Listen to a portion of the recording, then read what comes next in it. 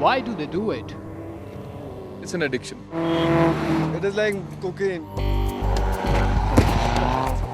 Why would anyone do this voluntarily? Raid is like a pilgrimage. The Raid the Himalaya, There's a call of the mountain. 2400 kilometers, 6 days, and a torture track through dirt, snow, and mountains. There's nothing like this in the world. A highway to hell that shocks man and machine into submission. Between the car and the driver, it will extract everything that he has to give.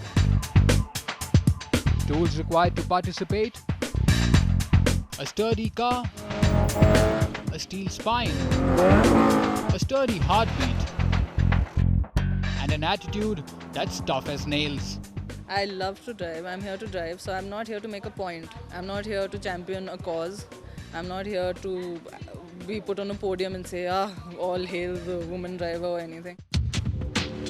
The mean elevation after Rohtang Pass is 13.5. So after rigorous safety scrutiny and a media briefing on how to tackle the terrain, we were good to go. So a few minutes from now, the ceremonial flag off will kick off, and for the next 2,000 kilometers, you are going to witness a lot of tires squeal, a lot of engines growl, a lot of adrenaline surge. Now that's what I call Himalayan heavy metal. But turning your daily stock car into a metal beast worthy of the Himalayas is so much more than stripping it out and sticking on a few decals.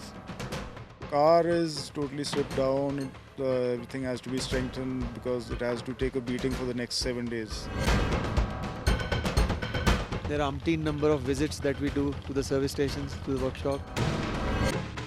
Basically, we start about two months in advance. We've been at it since, I think May probably. This is the safety preparation that includes your roll cage, your cabin, your seat belts, your helmets, your fire extinguishers. Whole lot of coordination involved. There's a whole lot of money involved.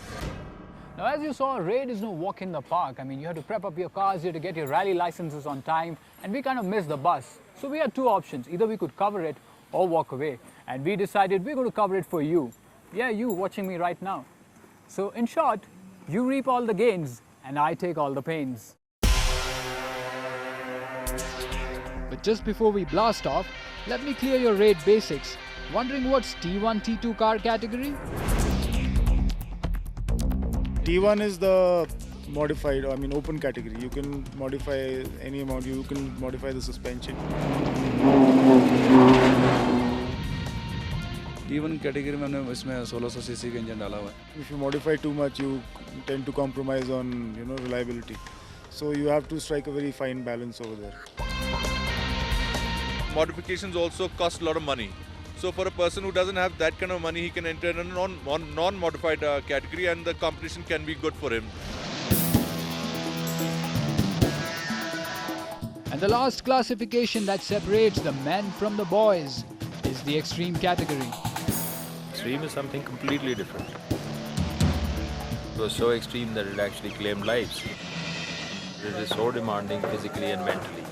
All day you're driving over one of the worst roads in the world at temperatures that are so cold that your hands can hardly move. The diesel will start freezing. Day 1.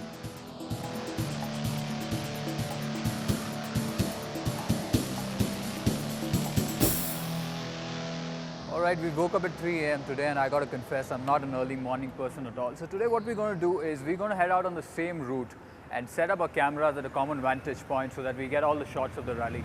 So I'll see you at the vantage point.